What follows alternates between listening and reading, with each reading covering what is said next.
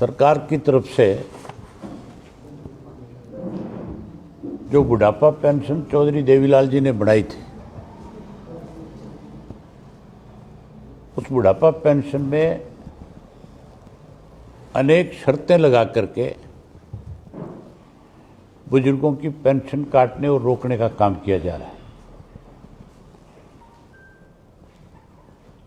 करीब करीब 1 लाख से ज़्यादा लोगों की पेंशन रोक रखी है और काट दी गई है।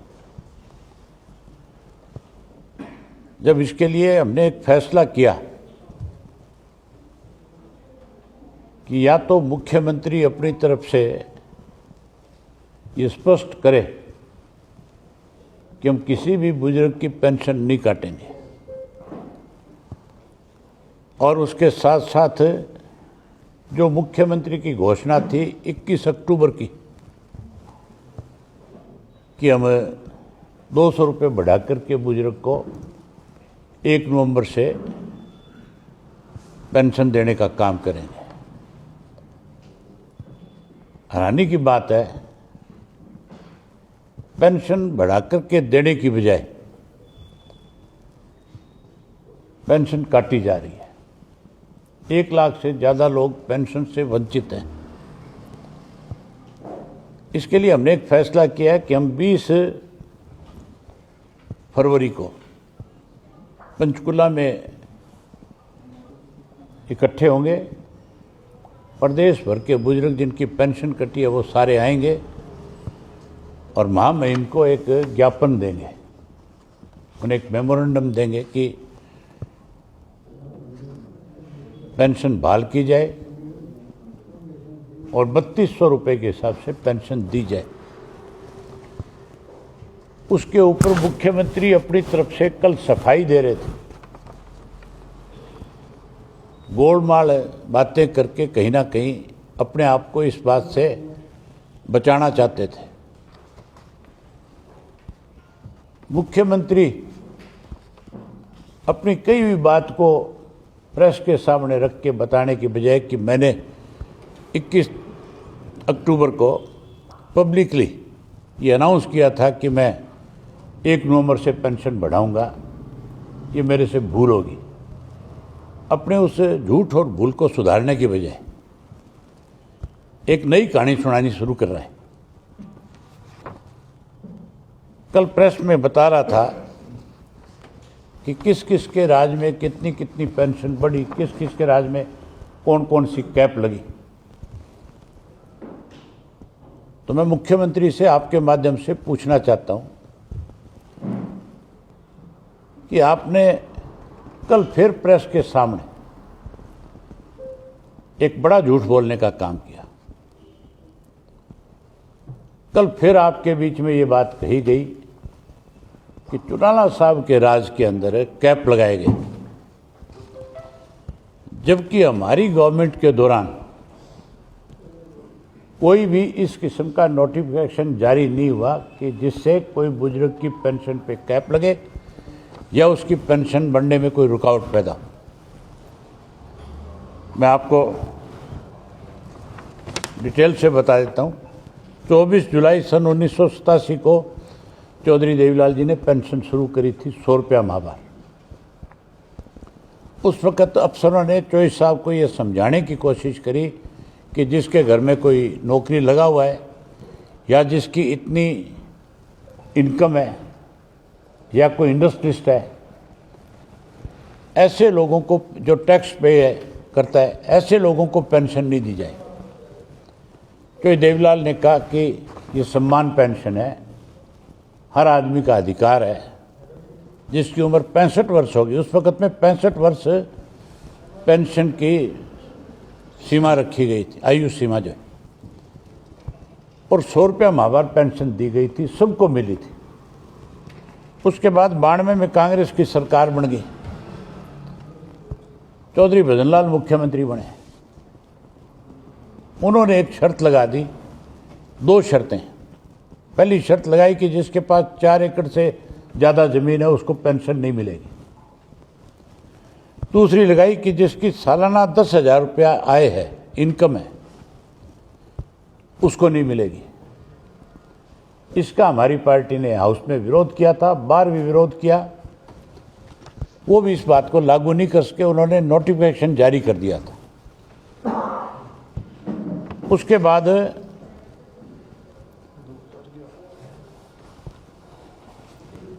बाद जो है 2011 में जब हुड्डा की गवर्नमेंट थी, उस वक्त फिर इस 10,000 की आय को बढ़ा करके 50,000 रुपये सालाना कर दिया था, और फिर इसको 10,000 से बढ़ा करके 50,000 से बढ़ा करके 2 लाख कर दिया था। उन्होंने भी इस पर शर्तें रखी थी, उन शर्तों के साथ बुजुर्गों की पेंशन काटी जा रही थी। हमारी सरकार के दौरान पेंशन कटी नहीं, हमने पेंशन बढ़ाई थी 100 रुपये से 300 रुपये करी थी, 5 वर्ष में 3 गुना बढ़ा दी। कांग्रेस के राज में 10 साल के राज में 3 गुना बढ़ोतरी हुई, 1,000 रुपये अभी 300 की। और जो बीजेपी वाले कह रहे हैं कि हमने पेंशन बढ़ाई है, इनसे पूछने वाला हो कि तुमने 11 साल में 3 गुना बढ़ाई है। लोगों ने हमारे ऊपर विश्वास भरोसा जताया, 2029 में अगर हमारी सरकार बनाई तो हम इस पेंशन को पहले ही झटके में डबल कर देंगे। बुजुर्गों की जितनी पेंशन होगी उसकी 2 गुना करके देने का काम करेंगे।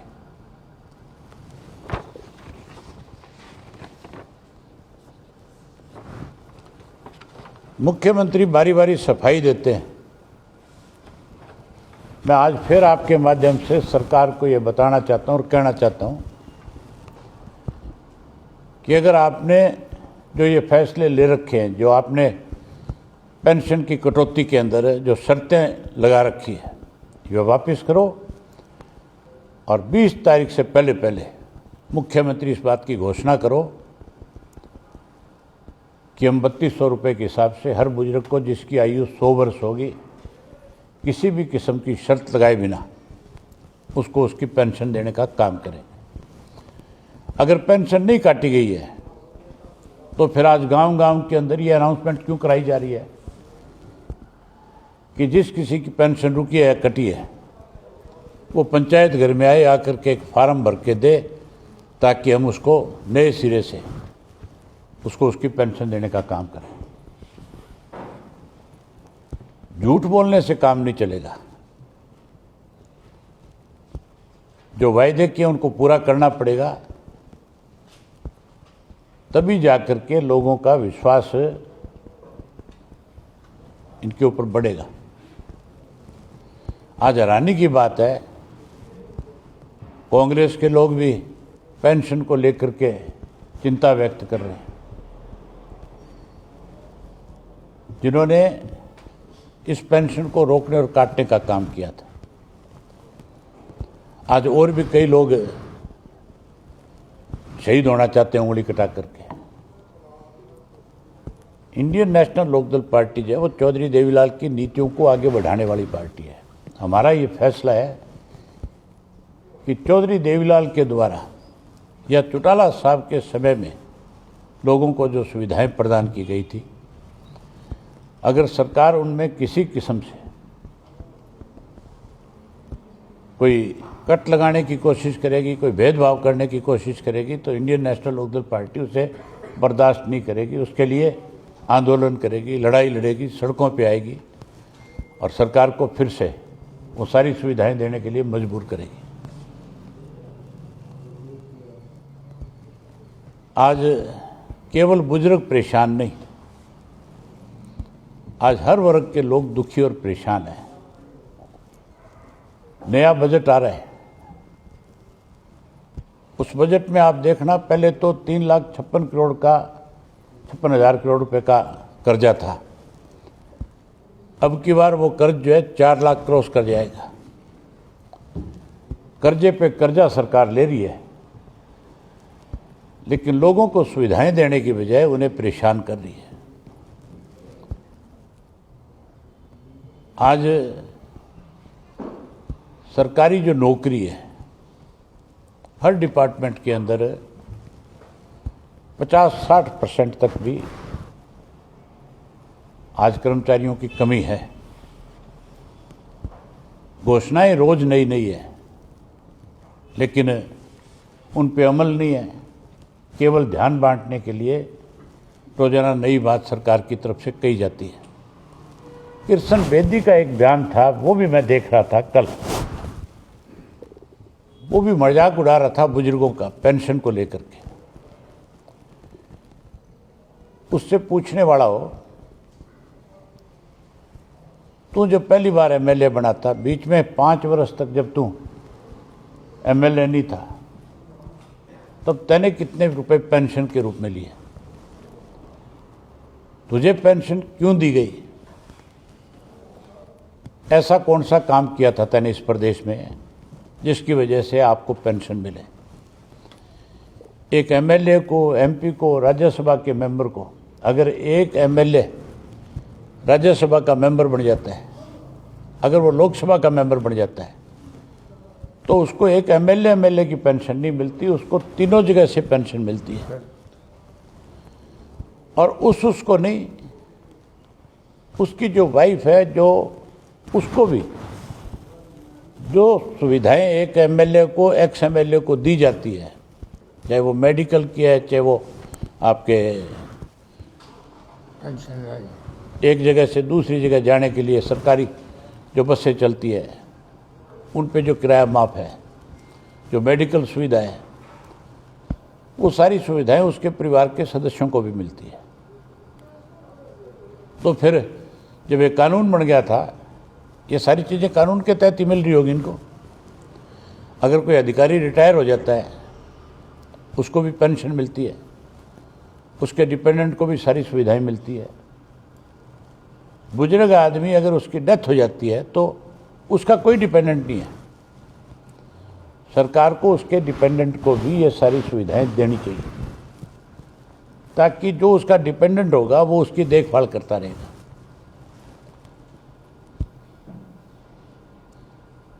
हमारे दोनों विधायक इस बार इस बुढ़ापा पेंशन को लेकर के सेशन शुरू होते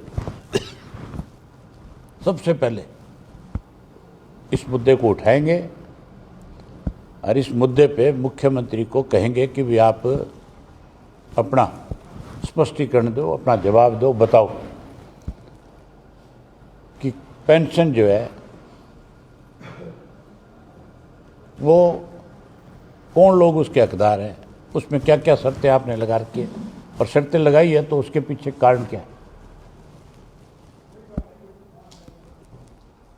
हम इस लड़ाई को बहुत आगे तक लेकर के जाएंगे। बुजुर्गों को जो सम्मान पेंशन चौधरी देवीलाल ने दी, वो किसी कीमत पे कटने नहीं देंगे। हर हालत में उनको उनका हक दिला करके रहेंगे। तो सर 20 तारीख को प्रदर्शन होगा, इसमें जिन लोगों की कटी है बुजुर्गों की, उनको भी साथ वो सब लोग आएंगे, हजारों की संख्या में बुजुर्ग आएंगे। मेरे पास सैकड़ों टेलीफोन दिन में आते हैं, बुजुर्गों के फ़ोन आते हैं, वो पूछते हैं कि हमें पंचकुला में कहाँ पहुँचना है। और अब हरियाणा प्रदेश के आम नागरिक को केवल और केवल विश्वास और भरोसा किसी राजनीतिक दल पे है जो उनके सम्मान की लड़ाई को लड़ सकता है, तो इंडियन नेशनल लोक दल है। ये कल सीएम साहब ने कहा था कि 1,05,000 के करीब जो है वो बुजुर्गों की डेथ भी हो चुकी है, इस तरह का कोई आंकड़ा पेश किया था। मुख्यमंत्री से आपको उसी टाइम पूछना चाहिए था कि आप पेंशन तो नहीं दे रहे, कम से कम 1,05,000 बुजुर्गों को झूठ तो ना बोलो। अगर 1,05,000 बुजुर्ग की डेथ हुई है तो सरकार के पास तो आंकड़ा होता है।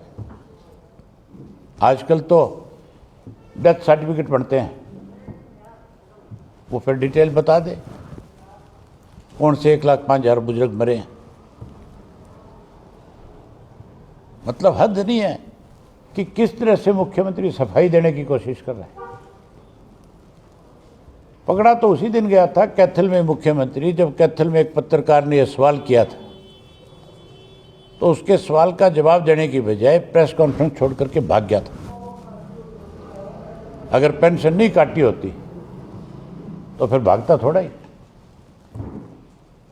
फिर तो कह सकता था ये कह रहा मैं कह रहा हूं ना, तेरे पे कौन विश्वास करता है, वो तो डम्मी आदमी है, जो मुख्यमंत्री डमी होगा उस पर कोई कैसे भरोसा करेगा।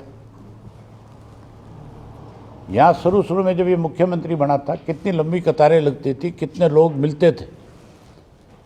अब कोई 4 आदमी आते हैं तो बता दो।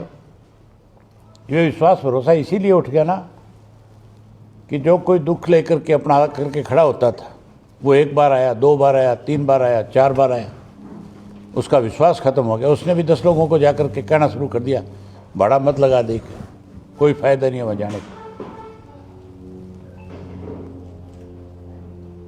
उन्होंने कल एक बात और कही थी कि विपक्ष ने कहा कि 70-75,000 लोगों के पेंशन कट गए। उन्होंने कहा कि पेंशन काटी नहीं है, सस्पेंड की है, जो लोग सर्टिफिकेट दे देंगे। क्यों करी सस्पेंड? सस्पेंड भी क्यों करी उसका कारण बताओ। किस बात की सस्पेंड करी? जिनकी उम्र कम है, ज़्यादा लिखवा दी, 60 साल लिखवा दी, या आय ज़्यादा है, सबके जो डांडा एजुकेशन मिनिस्टर नहीं है उसके सास और ससुर दोनों की कट गई। उनकी इसलिए काट दी क्या कि उन्होंने उम्र 48 साल लिख रखी थी। ये 48 साल के थे, डांडा ये है 50-55 साल का तो है कि नहीं है। तो उसके सास ससुर 70 साल से ऊपर हो गए कि नहीं होंगे, उन दोनों की कट गई। और नहीं, ये उदाहरण बैठा रामकुमार इसके गांव के हैं, नंबरदार के, इन्होंने मुझे आज बताया कि उनकी भी काट दी। कितने लोग टेलीफोन के ऊपर आजकल वीडियो बना करके डालते हैं। बुजुर्ग सैनिक के खुद के गांव के एक व्यक्ति का वीडियो आया हुआ है। उसने ये कहा कि मेरी उम्र जो है 70 वर्ष से ज़्यादा है, मुझे पर्सनल तौर पे नायब सिंह जानता है, मेरी भी कट गई, मेरी घरवाली की भी कट गई। कितने लोग हैं ऐसे, कितने वीडियो आजकल चल रहे हैं, आप देखो। ये कौन सी सफाई है सरकार की तरफ से कि हमने सस्पेंड कर दी। पेंशन बढ़ाने से पहले कितनी शर्तें लगाई हुई है, आप सोच भी नहीं सकते। क्या लगता है सरकार क्यों काट रही है? सरकार क्यों काट रही है पेंशन, क्या लगता है? इस सरकार को हर वर्ग के लोगों को परेशान करने में मज़ा आता है। अब ये बुजुर्ग बचे थे, इनको परेशान करके देख रहे हैं कि क्या रिएक्शन आता है, पर इनको ये पता नहीं है ये बुजुर्ग जो है ये तुम्हारी ज़मीन खोद देंगे।